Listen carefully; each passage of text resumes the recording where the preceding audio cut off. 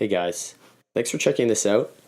If you've never been on the website before, my name is Sean Grabowski, and I basically created the Mindful Steward as a project where I could practice learning how to build a website. And since then, it's turned into a really big creative outlet for me and opened a lot of different doors in terms of work and skills, and it's been a lot of fun for me along the way. And over the last little while, I've actually really been craving some sort of new creative project. I've been looking around for a while, and I kind of came across podcasting recently, and it just seemed like the perfect avenue to try out. So this is basically my first episode, and I hope you like it. Lauren, thanks for joining me today. This is the first episode of my podcast. Awesome. So thanks for being the first guest. Thanks for having me. You're welcome. I will let you basically introduce yourself and kind of tell us what you do. Yeah, so I'm, jack of a few trades, I guess you could say. But I'm an entrepreneur, an artist, and a former art teacher, actually.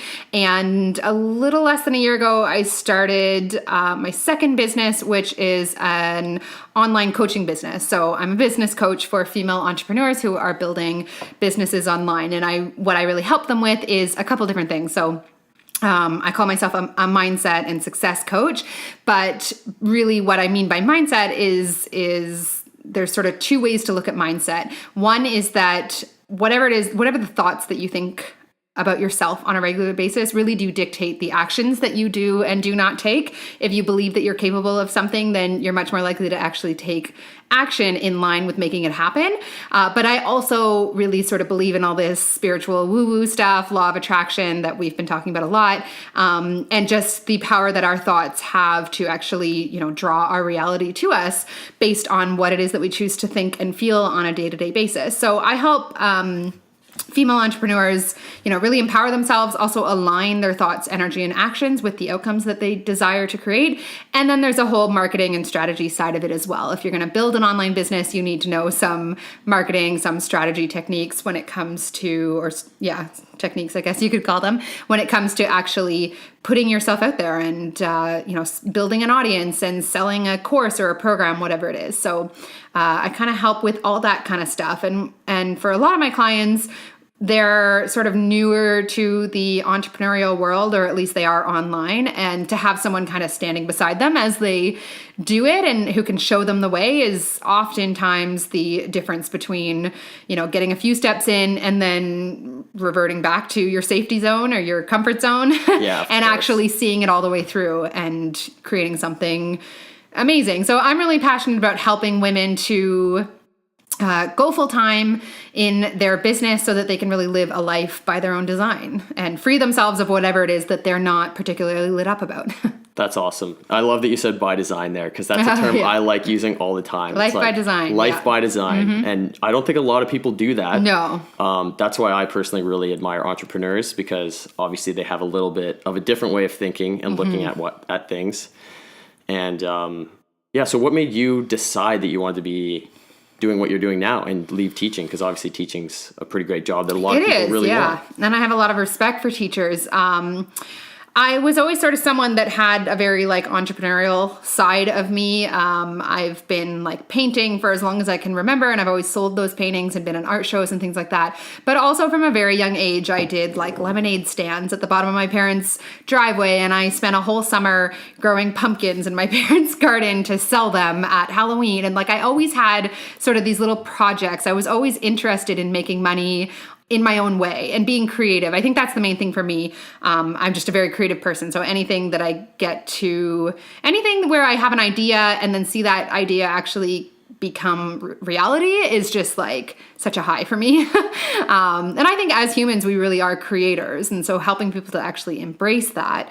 But so even though I had that side of me, I always have had that very entrepreneurial side of me, I very much grew up in a society and in a family where, we learned from a young age to have an idea of what we wanted to do with our life. And that idea needed to be very logical. It needed to make a lot of sense. It needed to, you should have a pension and you should have benefits and you should have security. And going through our current school system, it really does sort of push people into certain jobs. And I chose teaching. And I mean, I chose teaching from a young age. I think I was in grade 5 when I decided that I wanted to be a teacher, but it was only because I was very much, we all live in this world kind of limitation imposed on us from a young age. So I didn't know what an entrepreneur was until I was really in my 20s. So I chose a job that, sounded good, that I thought I could do. And I went to university. I taught for a few years overseas. And then I came back to Toronto. And while I was teaching here in Toronto part-time, I grew my first business, which is an aesthetics business. And that just really allowed me to go full-time working for myself. And when I left teaching a year ago, I started my second business because I wanted to help other people really empower themselves and know that they are capable of creating that life for themselves as well. So my journey is very much a work in progress, as we all are. Yeah, of course. And I'm in the process of transitioning full-time into my coaching business because I really have this dream of being location independent, having time freedom, financial freedom, all that good stuff. So that's sort of my story in a nutshell of just doing what I thought I should do and what was expected of me to over time branching into I just really want there to be more out there. I really want to have unlimited potential in this lifetime. Cool. Yeah. And I think your story isn't that uncommon. No, with definitely not. I mean, yeah. We were just talking about this earlier, but I think I have a lot of entrepreneurial spirit. I'm really interested in kind of outside of the box thinking, really kind of being the only person who dictates what's going to happen to me. And in terms of unlimited potential, in terms of my lifestyle and all of those things. But I just find it really interesting how much society basically has the pressure on everyone around us to kind of live a certain way. And I kind of ended up where I am because of that as well. I had parents who very much wanted me to go to school, wanted me to get a job, an office job right out of school. So I went to school basically for them, and I studied basically what they thought would be good for me to study. Although I don't regret it at all now. I learned a lot. It's valuable information. But and then I got out of school and I got a bank job. And I just hated it right from the start. And a couple months in, I was trying to give it a chance. And I just really learned quickly that was not something that was going to work out for me. Yeah. And I think what makes someone an entrepreneur is that they have that gut feeling, this is not where I'm supposed to be. And maybe you're not 100% sure why, but you choose to listen to it. So I actually really see someone like you becoming a full-time entrepreneur in probably the not too distant future. But everything leading up to a decision like that is meant to play a certain role in your journey and meant to teach you something until you get to this point where you're like, okay, I know what I want to do. And so an entrepreneur really just is someone who listens to that gut feeling of there's something out of alignment here and I want more for my life. I don't want to feel this way. Whereas the people who, stay in a job that they hate forever and ever, I wouldn't call those people entrepreneurs. I think entrepreneurs are you've got that confidence to trust yourself, and you've got that creativity to want to put pieces of yourself out there into the world, and you've got that inspiration to speak to people who are ready to listen to what you have to say. Doesn't mean that you don't have struggles along the way, but so everything that you're describing to me is you're just on the journey of learning what you need to learn before you're going to know what you really want to do. Yeah, exactly. And that's the way I look at it too. I'm doing what I want to be doing right now. Right. I had a friend recently who I was talking to, and she was asking me don't you ever I guess it was because I've kind of bounced around for a while. And she was like, do you just get bored of things now? What would you, I think she was going on a vacation and she was actually kind of just trying to make me feel jealous. Honestly, she was like, are you jealous? I'm going to Mexico, something like that.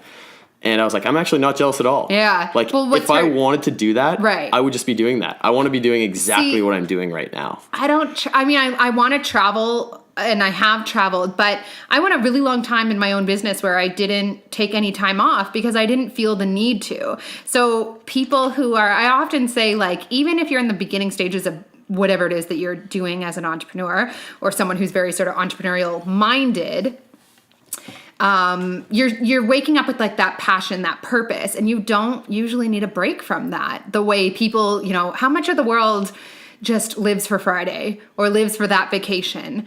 And it's like kind of sad to realize like that's not necessary. You can wake up every day and feel lit up by what you're doing, not just when you have something to look forward to. And you can be in a job and still have that mindset, exactly like what you're saying. Yeah, that's awesome. You keep bringing up stuff that I've already included in articles that I wrote like 3 months ago, I read 6 months ago. Yeah. I read your post and I was like, yes, like I totally, I think the most recent one I read was about societal expectations or something. And this is something I talk about a lot, especially like as a, single 30-year-old female who's just left her career as a teacher and is like trying to sort her own shit out. Like I've really had to go against a lot of what I see other people my age doing. And really kind of letting go of what was expected of me and what I expected of myself and reframing that and questioning like everything. Mm-hmm. And we were talking about Toronto earlier. Yeah, exactly. Yeah. And I mean, I'll relate this back to when I got that bank job at first. Like right now, I'm not being sucked into it. I'm doing exactly what I want to do. Yeah. I work at a really cool place and it's the stuff I want to be learning. But this place, I haven't lived in a big city like this before. And it's easily the most materialistic place I've ever spent time. Yeah. And it's, there's so many people here who either the meaning of their job or the purpose of their job is money. Yeah. And they're kind of making money for someone else. That's what they do all day. Yeah. Or they're doing it so that they can make a lot of money and get home. And I would never like judge someone on what they're doing if they're happy about what they're doing. But it just seems like Toronto is the perfect example. I think all big cities are. I'm not going to say Toronto's bad. I love Toronto. Toronto is definitely a business city though. Yeah. Yeah. But it's like an ecosystem of its own of kind of people who are working in these jobs. The same kind of thing that I really just don't want for myself. Yeah. I know a lot of people do. So it's been a really interesting thing living here and spending more time here because I'm just noticing how easy it is to get sucked into that. Yeah. And I don't think I will because I've put in a lot of time. Yeah. Like I'll put in years trying to figure out what the hell is going on with me and what I want to do with everything and getting to know yourself. Yeah. And really, I don't have that mindset anymore of like not knowing. Mm-hmm. So it's a pretty cool feeling to just be walking around knowing that now. Yeah. And I mean, I think it's not to say that everyone that has a 9-to-5 is like out of touch. Not at all. There's lots of people who absolutely love what they're doing and a lot of people who are, on that journey. I think that we have experiences for a reason to teach us something. And it's always sort of stepping stones in the direction of what we want or what we're going to end up wanting, what's kind of best for us. And our job is really just to listen to that. And that's what I hear from you is that you are just in tune with that. And right now what's best for you is, to work in a city like Toronto in a well, I don't exactly, is it a business? I don't exactly know. It's a marketing firm. I work for a marketing firm that it's got a small marketing firm feel because that's what people want in that industry now. Right. But I work for a giant corporation. So they're like a giant corporation who has chunk themselves into smaller agencies. Mm-hmm. So yeah, I do work for a giant company, but I'm just here for the learning, I love that job. And so I always say that like everything is 2020. And even if you weren't like sure right now why you're there or what you're, meant to be there for, you will know down the line. Yeah. A year before I left teaching, I actually met the woman who I first hired as a business coach. I didn't even know what business coaches were, but she came as a client for my first business and I was asking her about what she was doing. And she explained to me that she was a business coach. And I said to her, I feel like I'm doing all these different things. Like I've got this aesthetics business. I'm a teacher. I'm on YouTube. At the time I actually had like a network marketing business because I was like I had these limiting beliefs that like, I didn't go to business school, so I can't start my own business. I need to like have a business inside of somebody else's setup. So that was like network marketing for me. But I had all these different things that I was doing. And I said, I don't see how any of them like, come together and turn into me knowing what it is that I'm supposed to be doing. And she said, and this was it was her saying this that really had me decide to hire her a year later. She said, at some point in the not too distant future, you're going to look back and understand why every one of those experiences were necessary for you. And once I finally, left teaching and had this very clear vision of what I wanted to do, it was so true. Everything that I had done was so paramount to me getting to that place. And I still, I pull from that YouTube channel that I grew for 3 years, and I pull a lot from my first business, and especially from the mindset side of things. The network marketing business that I was in had me really learn how to network and connect with people. But it also led me into this really heavy self-development part of my life that ultimately kind of woke me up, so to speak. And then teaching, led very easily into me coaching. And I could think of a whole bunch of other things that didn't make a lot of sense to me at the time, and I didn't see how any of it fit together. But once I finally got this vision of this is totally what I want to create for myself, it was everything I've done up until now was so important. And so hindsight is totally 2020. Okay. So that's what hindsight 2020 is, because I've That's heard that term me. before, and I've actually never really known. I think I just heard it in passing or in movies or something. Right. And I think there's also things that happen in our lives that we don't always understand. I was giving you the example earlier of like when I was in Australia, I had a job. Well, no, I had an interview offer for a school that I had been working at quite a bit. And I really got myself wrapped up in the idea that I was going to get this job at this school. And they really told me they wanted to hire me. They gave me all sorts of work, leading up to I was a supply teacher there. They gave me all sorts of work leading up to the interview. I really thought this is a done deal. And then last minute, somebody swooped in who had more experience than me and took the job out from under me. And I was really in this mindset of but I was so sure I was going to get this job, and I didn't understand it.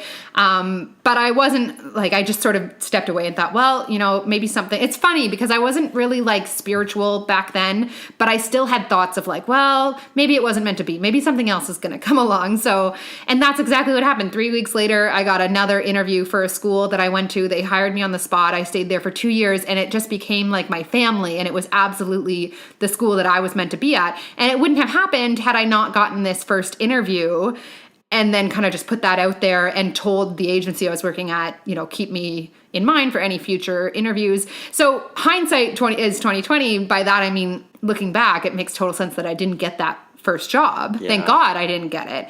But at the time I didn't see it that way. It didn't make any sense to me. So a lot of things that happen in our lives that might not make any sense right now will, sometimes in a day or two, sometimes in a year or two. Or for more. Sure. Yeah. It's really wild. That's something I've always been amazed by. When I was finished university, so I grew up I played a lot of different sports, but I ended up becoming really obsessed with snowboarding. And I did really well with snowboarding. I had a lot of success with it, and I traveled around. I did a lot of competing and filming. And a lot of my friends were doing really well in snowboarding too. So we were just really enjoying ourselves. And honestly, it consumed every single part of me. For me to articulate how much obsession I had with that, and a lot of my friends as well, it's hard for me to even describe, because I don't meet many people who are as obsessed with anything the way that we used to be. Yeah.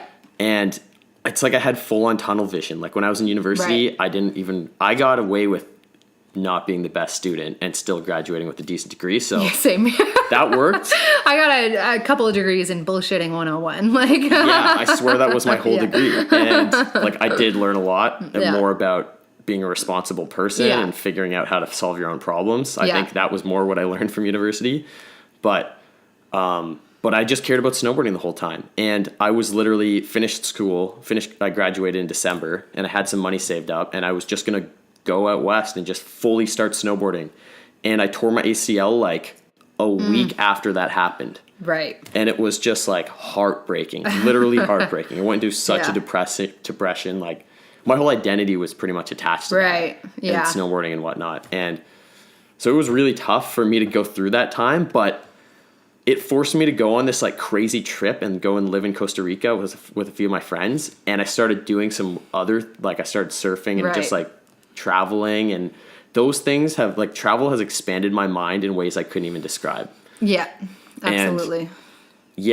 And just opening my mind to other activities that I might like, and other kinds of people that I might enjoy spending time with. And I can't even imagine where I would be. I would probably just be in Whistler, just snowboarding Like, I know a lot of people get really sucked into those mountain towns, and like, good for them. They're probably like actually really happy, but it's just, I'm probably a lot happier now than I would have been if I just kept doing that. And I think that literally I was so into that that was the only outcome that could have possibly happened if I didn't tear my ACL. Right. So I've always found that the biggest blessing in disguise. And I still have a knee that isn't quite the same. There are certain weird things that I can't do the same, but I can snowboard almost perfectly fine. Right. Again. But yeah. So sometimes like shitty things happen and it's so hard to understand it at the time. Now I'm like more open to trying to see things from different perspectives. So like I was just telling you earlier about like this apartment that I've had for 2.5 years that I love, and I've built 2 businesses in it, and it feels like home, and it feels like it was the place when I moved home from Australia. Like I really had nothing here. I left a whole life that I had built for myself in Australia, and then I moved home to my parents' place. I still had a boyfriend back in Australia. Like I felt like I had nothing here, and this apartment became the place where I built my life again. And a couple months ago, this new storefront moved in down below me and is just like, has just taken over the place with their like horrible club beats, which is just like so not my vibe. And so for the last like 6 weeks, especially, I've been really in this mindset of, you know, like I get into, I have days where I'm like so angry that this is happening because like, how dare you try and take my apartment away from me? And like, it's just not the same as it was and all that kind of stuff. But there's this bigger part of me that feels like I'm being pushed in a direction that maybe I wouldn't be otherwise. And I'm not exactly sure what that is yet. But I'm just open to like, you know, seeing what happens, because in fact, right before it happened, before this guy moved in, this storefront, I was sort of in this mindset. I really want to like go full time in my coaching business and be able to travel and just have that freedom to work from anywhere. Like that really is the vision that I have that I'm working on. And I'm working very hard on it. But I have days where I'm like, but I also have this other business and it's so great. And I've got all these clients who have become really good friends, and maybe I'll just sort of like stay and like do both of them. And like, it's comfortable and it's safe. And I've got this great safety net. It was almost as soon as I started thinking those thoughts, that this guy moved in, and it was like this huge push from, you know, thinking that maybe I was just going to play it safe, keep playing it safe and continue doing both businesses because it's great, like, you know, having this other one that really is the perfect safety net for me, to all of a sudden being like, well, it's reasons like this why I don't want to be dependent on any one space, or like having to stay somewhere that I don't want to stay. Like I want to have freedom over something like that. So anyways, it's just sort of like now I look at things as happening for a reason, and sometimes you can't see what it is right now. But hopefully in the future, I'm sure in the near future, I will know. And my hope is that in the meantime, I don't go crazy from the club beats. Yeah, of course. Yeah. That brings up, I mean, that kind of reminds me of something we were talking about earlier. But like maybe you just need to fully dive in, and that's the push. Yeah. I've really thought about that.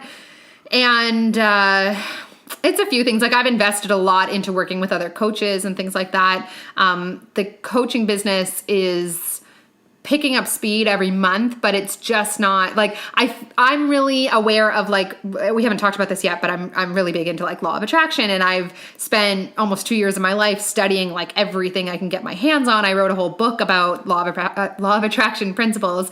And so I'm really aware of like making decisions that are going to cause more resistance. So for me, if I was to say, okay, I'm just going to go full time in the coaching business and pray for the best, I feel like what that would do would cause a whole lot of resistance and fear.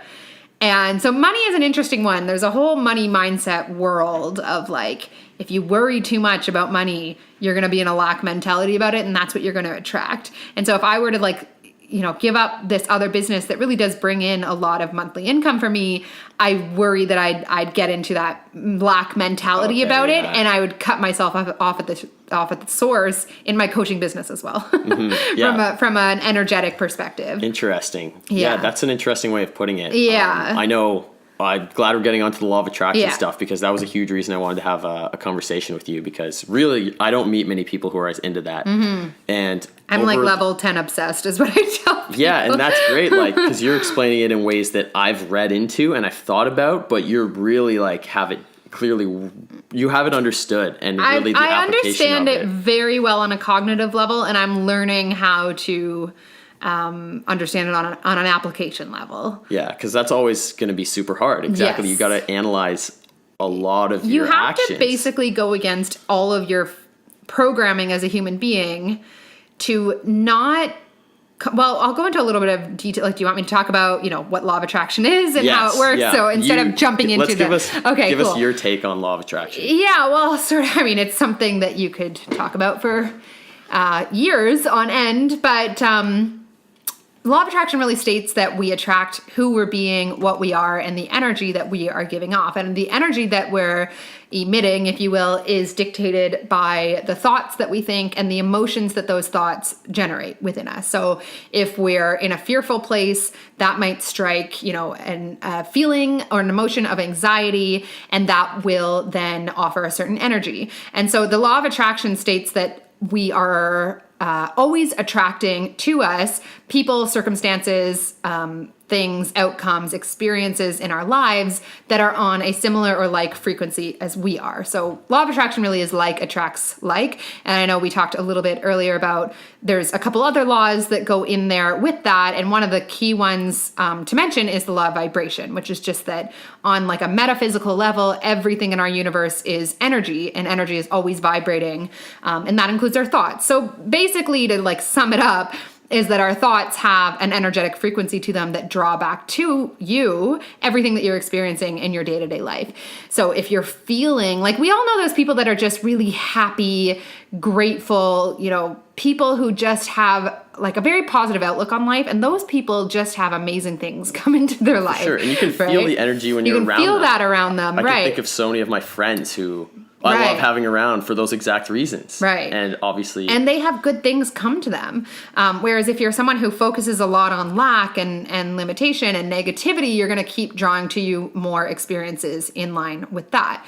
So in terms of the actual like application of this in business, and the reason why it's actually hard to apply, like you need so much more than an understanding of this. And this is like not new information. This is something that like so many of the world's most successful people have written whole books on. And it's amazing. Absolutely. Like I was very aware of law of attraction, but I didn't prescribe to any of it. I just didn't get it. It didn't, like, I'd read books and I'd watched The Secret and all that kind of stuff. And I still was just like, it's a nice idea, but I don't see like, thousands of dollars showing up at my doorstep like you say it's supposed to.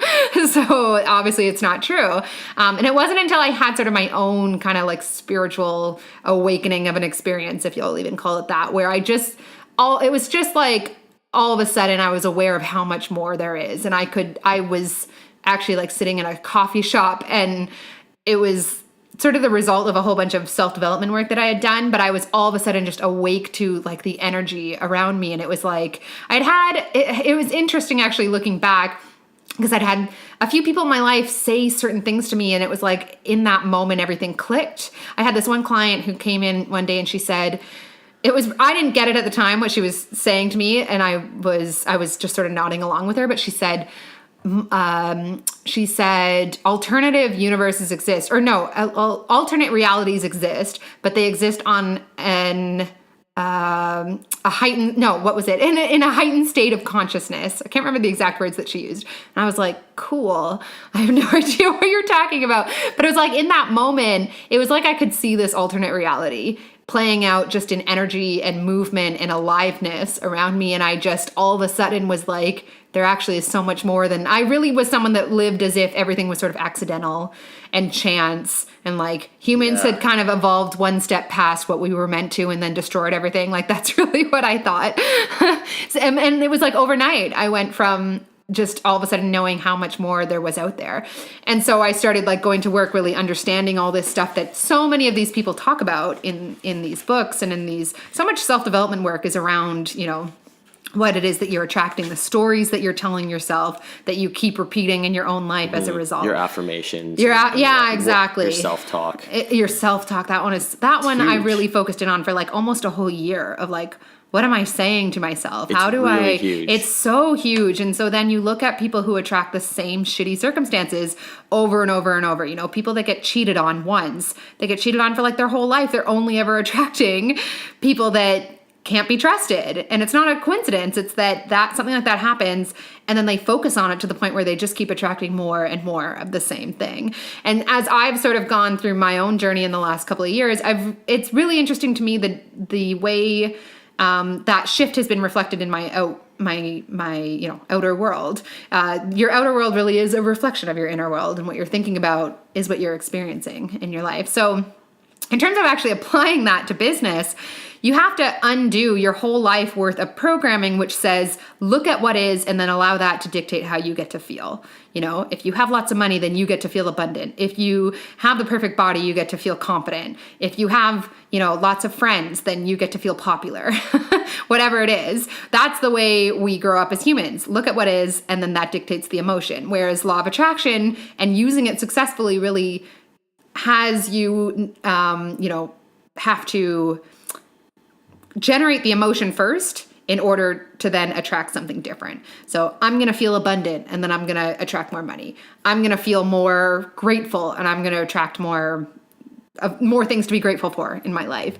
But most people don't live that way. And so in growing my own businesses, I'm still working on it all the time of like, how do I take my mind off the unwanted and put it on this like make-believe world that doesn't exist yet, and feel the emotions involved with that so that I can actually manifest that in my life. And make sure you're always pumping out those positive energies that actually good things come from those. Like when you're excited about things, or when you're just expecting good things. Exactly. And I find the law of attraction really interesting because it's a huge thing. Tons and tons of really interesting, successful people attribute massive amounts of their success to it. Mm-hmm. And they've done mindset training. They've done tons of affirmation work. Yeah. And a lot of them journal and whatnot. Yeah. And do different tasks like that. They meditate on their hopes and things like that. The thing that all really successful people have in common is the way they think. Yeah. That's really it. Yeah. And even, I think it's the Tao Te Ching. I don't know if you've ever heard that book. Like there are books from ancient cultures. It's like from ancient China. And I read a book that's kind of an English translation of all of that. It was pretty out there, but it's like there's tons of literature from ancient times about all this stuff too. Even in the Bible, you wouldn't believe how many passages in the Bible there is about the law of attraction. I keep noticing, like it was probably 2 years ago when I started diving into this, and then over the last year I've just kind of gone deeper and deeper. And it amazes me how much it's everywhere. Yeah, and it's everywhere. It's staring everyone in the face. Yeah. And yet your average human being walks around thinking that life is happening to them, when it's not. It's responding to them. Exactly. Yeah. Exactly. But the one thing that I really would like to hear your take on, but I think movies like The Secret, and I guess it was a book originally, I think. Yeah. But The Secret and a lot of very surface level spiritual teachings, what they get into is the very basics of the law of attraction. Right. And it's kind of visualize. It's a really dogmatic way to living, where it's like, just visualize and just wait for things to happen. Right. Or like, it's a very passive way of doing everything. It's a very powerless way. Yeah. And like, all of these other books and all the things you actually read into, that's not what they're talking about. Yeah. They're talking about making sure you're in the right emotional and mental place to attract what you want. But you still have to be going for it. You have to do it. Yeah. An analogy that I think I heard, I don't know who said it, but I've heard like probably a month ago, was that everything is like a game of tennis. And it's like you have to be there ready for the game. That's the first part. But you have to be hitting the ball over the net, because the ball isn't coming back at you if you don't hit it. It's not that you can sit around and meditate on what you want, or sit around saying affirmations. Like you have to be the one hitting the ball over the net. Yeah. And I think that applies to a lot of different things. Absolutely. I think like I have had experiences where I think about something offhandedly and then it materializes in my life without me actually having to do anything. I think that is possible. Yeah. When it comes to though actually creating, big outcomes in your life, such as in business, it does require you to actually take action. And there is like the secret in that it's, which I think was like a great segue for a lot of people into the law of attraction, but it was very, like you said, surface level, and very like, allow the universe to bring things to you. And while that does happen to an extent, it's still giving away your power. And it's not that you're asking the universe for what you want. It's that you are the universe, and you need to go out there and stake your claim and know that you are supported in doing that. Know that ask and it is given, but you are the bridge. to actually creating that reality that you're asking for. And so there are a lot of people who sort of sit back and go, well, this is what I want. I'm going to build a business and make $1 million or whatever it is. And they're not actually prepared to be the creator of their life. They're hoping that something or someone else out there is going to make it happen for them. Oh yeah, for sure. And that's the thing, like, it is scary. It, like, there's a lot of fear that you have to get over in hitting the ball over the net. Yeah. Like, if the ball gets hit at you, it's going to be hard to hit it back sometimes. But if you, like, how are you going to make anything happen? Yeah, I think it can definitely be a really scary thing too. But when, like, I know obviously you've been practicing this stuff and you've pretty much studied it for a long time now. What would you say are some, like, how have you been using it in your own life? Yeah, well, for me, I think the understanding or the realization of all of this, it took me from a world where most people never follow their dreams or try to create a big life for themselves because the odds are not in their favor. And, you know, you have to be lucky to be successful, and you have to get in at the right time kind of thing. But once I started understanding none of that actually plays a role, the universe is only responding to the thoughts that you're thinking, the energy that you're offering. It doesn't care about how many people are already starting successful businesses the same as you want to. There's room for everyone. It is an abundant universe, and things like that only play a role in slowing you down if you think that they're going to. So you hear a lot of people saying like, oh, I'm not pretty enough, or I'm not this enough, I'm not experienced enough. Only because you think that does it actually manifest as an obstacle in your business.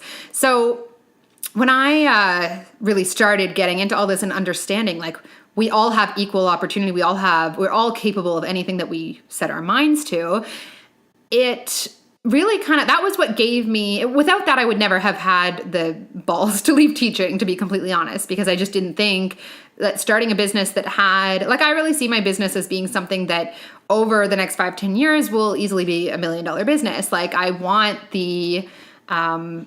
every experience in life, and with that comes, you know, you need to be able to support yourself and just being able to invest in things that are important to me. So I had always had this idea of like making a lot of money and what that would make available to me and the things that I could create as a result, but I just didn't think it was realistic. And so I guess to answer your question, the way I really use it in my life or in my business could more or less be summed up in one phrase, which is leap and the net will appear. So if you just kind of dive into things and trust that everything's going to fall into place the way that it should, doesn't mean it always makes sense. Like I said, hindsight is 20/20. There's definitely been little hiccups in my business that didn't make sense to me at the time. But overall, I'm just trusting that I'm exactly where I need to be, and that, you know, I left teaching, I took this big leap of faith, and everything's going to work out for me because I believe that it will. So I'm going to attract a reality to reflect that. And I've definitely experienced that in my life before, where I did things that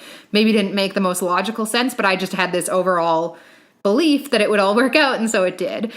So in my business, you know, I trust my intuition. I think our intuition is a very powerful tool that really is sort of our connection to all that there is.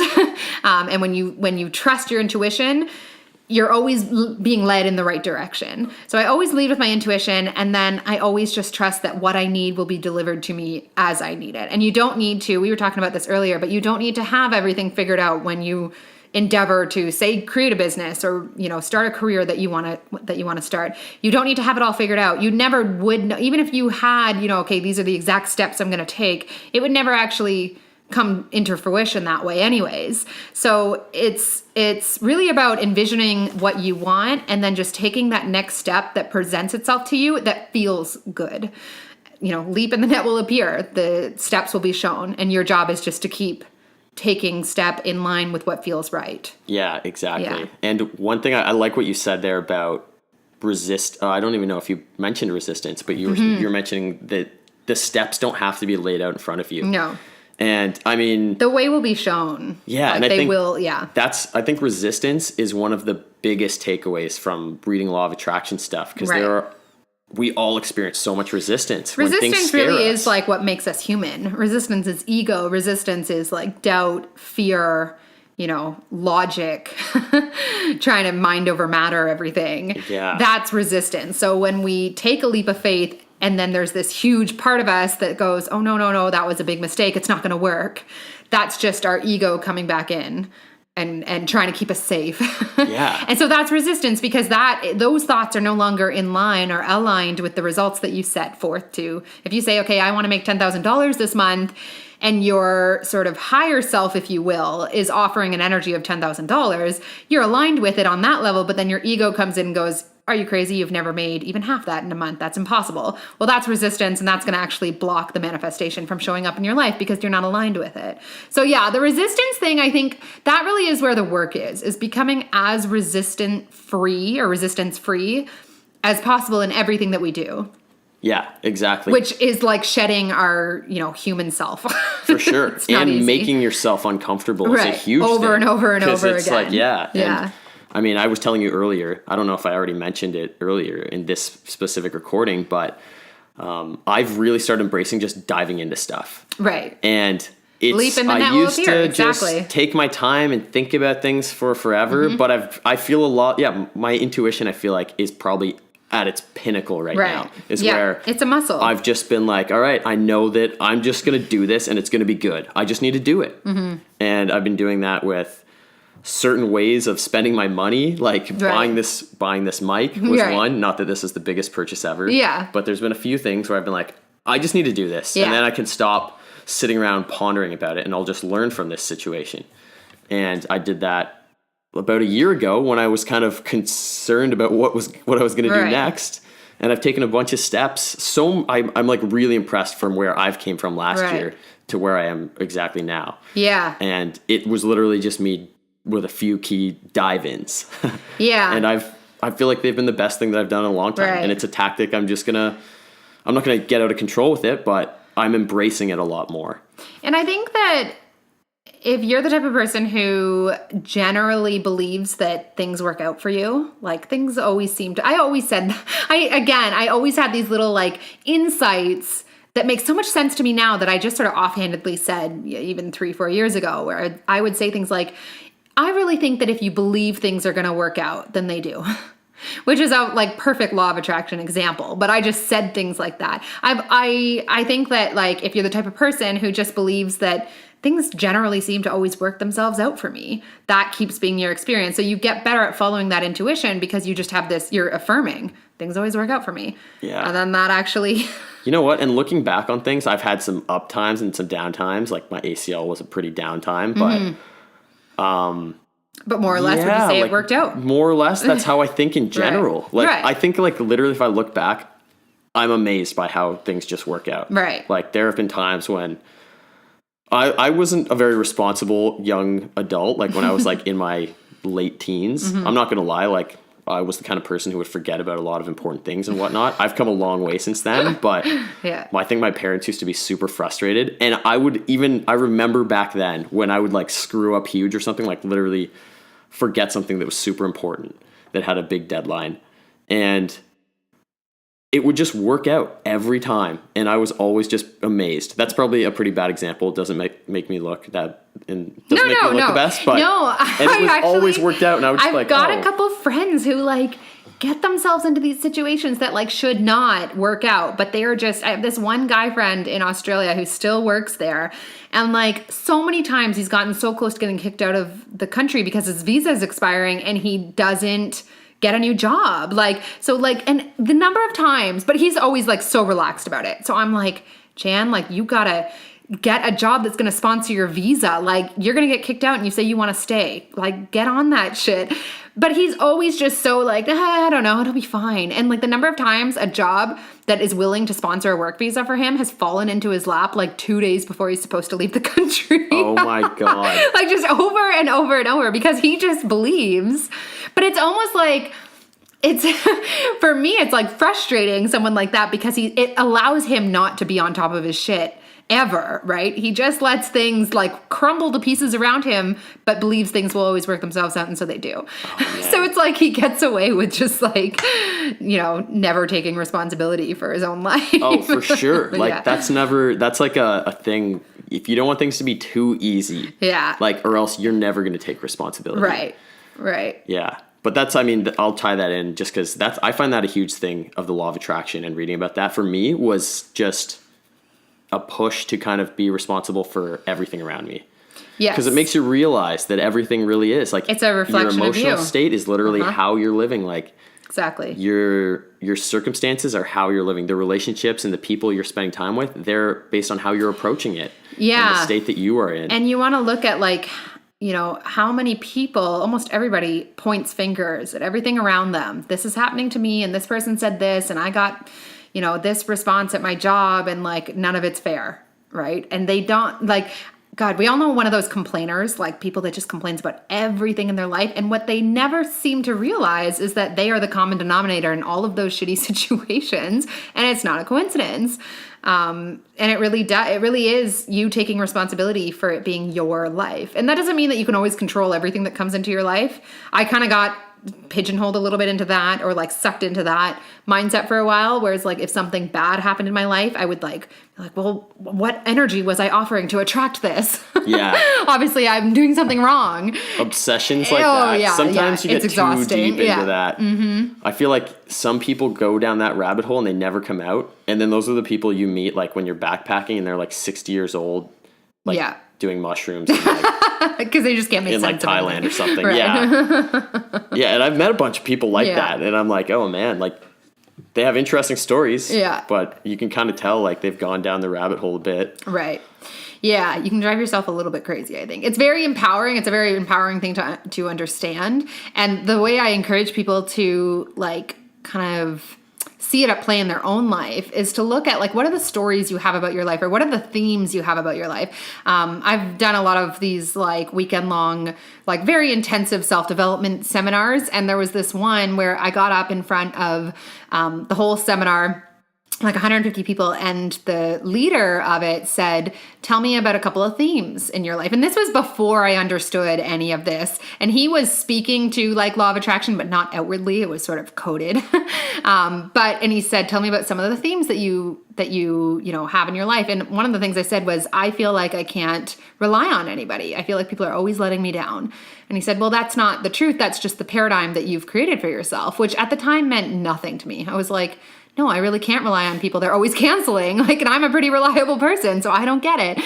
But it's so funny, like then a year later, starting to really understand all this to such a level and realizing, yeah, I had that belief about my life. And so I attracted that. And that was like a paradigm, like a constructed reality for myself that I had created. And so I always tell people like, what are those themes that you have in your life? What are the things that you believe to be true about you or about the people in your life or about the outcomes you experience in your relationships? Like, what are you expecting to happen in your life? Because that is a reflection of you having those thoughts. Absolutely. Mm-hmm. See, I know you were saying that you were talking about that same kind of those seminars that you've done earlier as well, and how they kind of they paint the law of attraction with a different brush to kind of make it sound a little different. Yeah, they talk about, because they're like wanting to appeal to, you know, a bigger network of people, and it's a lot of like business professionals and things like that. And so until I was even aware of it, like I was taking all these courses with this one company and didn't see any of it until I started understanding it, and then went, oh, they're talking about this. Like I didn't get it. And they just do it in a way that's like accessible to anyone, even if you don't believe in this stuff. But yeah, their thing is like you create stories about your life. Something happens and you write a story based on the way you perceive things. So, you know, an example is you get cheated on when you're like, I remember there was this one guy in one of the seminars who, when he was 17, got cheated on by his first girlfriend. And he wrote a story that he was not, that he couldn't trust women. I think that was the main one. And then he had some other stories about how he must not be worthy of the relationship that he wanted and all that kind of stuff. And he waited years and years before he allowed himself to get into another relationship. And he said up at the front of the room, I was so nervous of her cheating on me again. And then she did, you know, and like she did, I got cheated on again. But that was the expectation. Like the story he had written about his life and about what had happened to him was continuing to, you know, be repeated. Yeah. It like becomes a part of your identity and you attract who you are. So there's other people, you know, that are, I don't want to get like too deep into this, but people that always end up in abusive relationships. It's like part of who they are is like someone that kind of thing happens to. And so they will always get more experiences that affirm their identity that they've created for themselves. Not that it's, their fault, but that's just how it happens. For sure. And there are trends like that. I mean, I've noticed those kinds of things in my own relationships. Yeah. And I've seen friends around me, the cheating on story. Like, I have a friend who has had that same thing where it just kind of kept happening to him. And he's a really good buddy of mine. But and it's like, and he's a really self-aware dude. Like, I spend a lot of time with him, and every time we get together, we have these conversations like this. Right. And he's super self-aware of all of it. And he's sitting there going, what happened in my childhood, man? It's so interesting. Yeah. Like, what happened? Yeah. What are the dynamics? Why am I doing this? And I think he's kind of figured it out. Like, I think he's made some massive progress. Yeah, and like it can be hard to actually shift that paradigm. Like recognizing it, like, okay, maybe this is something that I'm creating in my own life, and then actually attracting something different can be a hard shift because you have so much evidence to support that this is always what happens to you. So I usually tell people, like, focus on the thing that you do want to attract. Instead of focusing, people get out of a bad breakup and they focus on the way that person made them feel, that they just get that with the next person. Instead, make up someone in your head, the next person that you want to attract or the next circumstance you want to attract, and focus more of your energy on that than you are on the past that you've already experienced in order to start shifting the paradigm, shifting what it is that you're attracting to you. And over time, your beliefs will alter as they will evolve. Yeah, Absolutely. Exactly. But it's a process. Yeah. And I mean, I find dating and relationships are really interesting with the law of attraction. Yeah. Because I know there's been times when I've been pretty confused and strange, and those are the kind of people I attract into my reality at that time. And I think really the tennis analogy that I kind of have been looking at a lot of different things with applies to dating super well. Okay. And I don't even know if this is necessarily law of attraction stuff, but like the best you can do is hit the ball over the net, and some people are going to hit it back. The right people are going to want to hit it back, But there's a lot of people, guys and girls, who will just continuously keep hitting the ball over, and then they're not getting much back. Right. And it's like they're coming from some kind of strange place deep down, which is why they're It's always a reflection of themselves. Exactly. I think like some of the biggest breakthroughs I had were in regards to my dating life, to be completely honest, about like the stories that I lived inside of rejection and things like that, things that had happened to me, and then allowing that to really spur this story of or not even a story, but being very insecure in myself. And so when I was younger and I didn't have like the confidence in myself and who I was, I attracted people that affirmed that for me. And so that had me put up all sorts of walls. And I was always just hitting that ball and either getting nothing in response or getting things that I didn't want that were a reflection of that. Like, I mean, I often say like the universe is showing you over and over and over the thing that you need to learn. Like those same people will keep showing up in your life until you realize what it is that you're meant to realize. It's just whether or not you're paying attention. Yeah. Like, are you attracting asshole people into your life over and over and over? Well, like there's a reason for that. For sure. And it's just going to keep happening to you until you recognize it. For sure. An interesting thing that's happened to me since I moved to Toronto is that in London, most of my friends are guys. I have friends who are girls there. But in Toronto, most of my close friends are girls. And I've talked about this with a bunch of people. Like, this is so new to me, like hanging out with more girls than guys. And one of my good friends was she was literally telling me about this dating book she had read. And it's like about how to be super hard to get, basically. That's so funny because I have a very similar story. Okay. And she's like, yeah, like, I don't know. I think it works. And I'm thinking in my head, and I told her, I was like, look, like, that probably will work, but you think you're going to get the right people from that? No. Like, self-respecting people are not going to be impressed. I actually love this because by that kind of thing. A year ago, I found a book just about that, about how, essentially be aloof to get the guy. Like, act like you just don't give a shit. And I really got sucked into it. And there was, the book was actually written by a man who said, like, really just have that level of self-respect for yourself where you're not going to put up with shit, because so many women and men allow themselves to be treated like shit. And so they just like they're almost too available from a place of like trying to overcompensate for something. Yeah. So it was kind of about that. It had things that were really valuable, but it also painted this picture of all men being essentially like commitment phobic. and I like really got into that mindset where I was like, wow, I've just been like way too available to people. And like, if someone cancels on me last minute, I'll just be like, yeah, no problem. Like, let's just reschedule for tomorrow. And like, I can't do that anymore. And I really got into that mindset of like, this is how I need to act, which all of that comes from the I'm not enough. I'm not enough as I am. So I need to be a certain way in order for, in order to get into a relationship or whatever it is. And because I was in that mindset, I attracted someone who was like a great guy, but had all sorts of trust issues and commitment issues of his own, because I was expecting that this was the type of men that there were out there. And I definitely had evidence to support it in my own, dating history.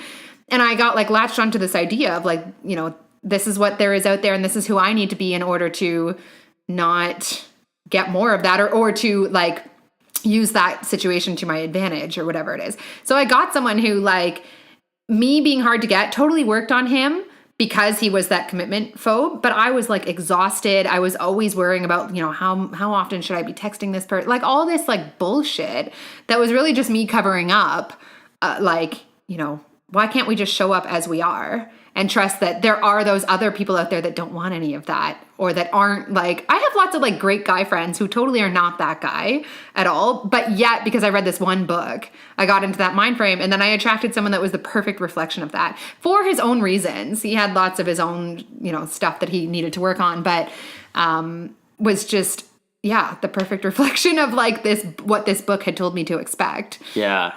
And I realized like it created this new limiting belief of mine. I thought I was like, working through stuff and really starting to like get down to why things hadn't worked out for me in the past, when in reality, all it did was create this new limiting belief I had. And it was actually kind of perfect because as soon as that happened, I was like, I got it. I was like, oh my God, I expected to find this out there. And I did right away. I found exactly what I was focusing on. Mm-hmm. Yeah, it's really interesting because, there's a lot of, I don't want to go too far down the rabbit hole of all of this stuff, but there's like dating content everywhere for guys and girls. And it's all about how to be, how to act, what people want. It's all coming from an energy or a place of you're not good enough just as you are, just showing up as yourself. Yeah, exactly. Which and I think it really is just, it's not helping anybody. No. I don't think so. No. Like really become more self-aware, work on those problems. And be happy and confident in yourself. I think that that's like the most attractive energy because all of those like, mind games and all that bullshit that is like modern dating, it just comes from a place of not being confident enough in who you are. And people pick up on your energy whether they are aware of it or not. So you playing those games has the opposite effect that you want it to on them because they're, like when you meet someone who's just like really content with who they are and really self-expressed and not in their head about trying to get things right or trying to say certain things, it's just like totally attractive, right? Yeah. Yeah. Yeah, of course. And imagine everyone just showed up as themselves and knew that that was more than enough. I know. There wouldn't be need for any kind of these dating games. And we were talking earlier just from the relationship side of things of like people have this big missing in their own relationship with themselves where there's a hole that needs to be filled. And really what that is like self-love. And so they find someone else that fills that temporarily and they fall in love with that aspect of that person. He makes me feel so good. I'm going to marry him or whatever. And then as soon as that person isn't able to make you feel that way anymore, which is just inevitable because it's no one else's job, the relationship falls apart. Exactly. Yeah. So people get into relationships usually from a place of lack of, I'm like the other half to my whole or whatever, like to fill in what you're missing in yourself. Mm-hmm.